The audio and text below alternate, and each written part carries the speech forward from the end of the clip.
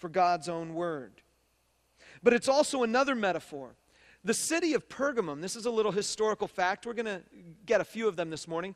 The city of Pergamum was one of the rare cities in the ancient Roman Empire to have permission for capital punishment. The death penalty could be exacted in this city.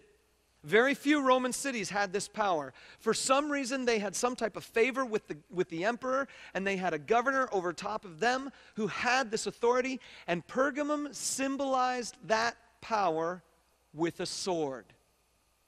So, here's the blanks to fill in. The sword that Jesus has symbolizes both the truth of God's word and the power of life and death.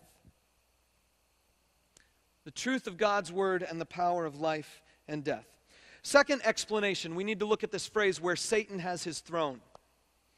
More history about the city of Pergamum. The city of Pergamum was filled with all kinds of temples.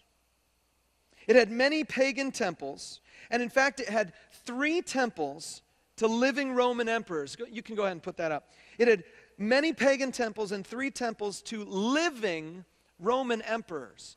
The first temple ever to be erected for a living human being was built in Pergamum in 29 for the Emperor Augustus.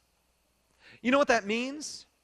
That means Emperor Augustus had so much of himself that he decided people needed to worship him.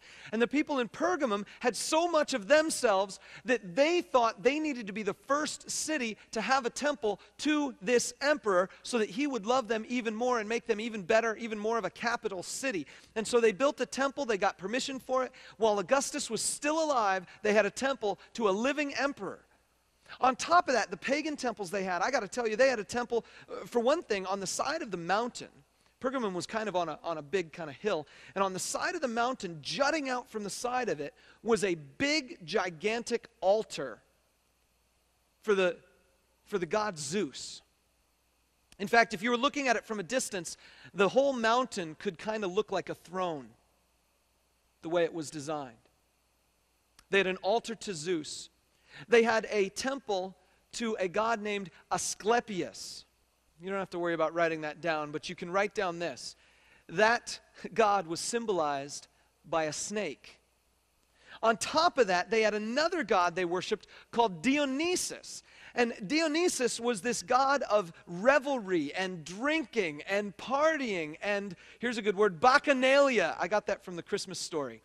So Dionysus was like this party god. He's like Ball State in the god form. Sorry about that. Where did that come from? I'm sorry. That was awesome. Okay, so anyway, they had all these pagan temples and they had the emperor thing there. So Jesus could say where Satan has his throne. And it's not just one of these things. It's the whole shebang put together because Satan is all about deception. And every one of these things, someone could say, well, that makes sense. Okay, let's move on. Number 3. In the days of Antipas. Antipas we know nothing about except from later church history. We're told a legend of the fact that Antipas was baked inside a bronze statue. He was a Christian and he would not deny Jesus' name. And so they killed him. He was one of the first martyrs. And so this is what you should write down there in terms of the blanks to fill in. Unless you burned incense to him and said, Caesar is Lord, you were considered a traitor. This is historical fact. In order to be loyal to Rome, not only did you need to pay your taxes, but you also needed to worship the emperor. And not just worship the emperor, you need to declare him as your God. Caesar is Lord. And many of you understand that we use the word Lord quite often to refer to Jesus. It's because the ancient Hebrews used the word Lord to replace the name of God in various circumstances so that they wouldn't accidentally use God's name improperly. And they used the word Lord instead. And so for any Jewish person, and thereby extension, since Jesus was a Jew and his first followers were Jewish, anyone who was a Christian who used the word Lord would declare that they believe Jesus is God, even to the point where Paul says in Romans 10:9 and 10, that if you believe in your heart, that if you confess with your mouth that Jesus is Lord and believe in your heart that God raised him from the dead, you will be saved. Jesus is Lord is a key phrase. And here's this guy, and he said, I am not going to declare Caesar as my Lord. I'm going to declare only Jesus as my Lord. And so they killed him. Let's move on. Number 4, the Nicolaitans is the next thing we're going to talk about. The Nicolaitans, I'm just going to give you the blanks to fill in here. They were similar to the Balaamites in either moral error or evil motive. We don't actually know who the Nicolaitans are because they only show up in the Bible 2 times. They show up here and in the story we looked at a couple weeks ago where the letter was to the people of Ephesus. But there are 2 things that give us a hint of what their problem was.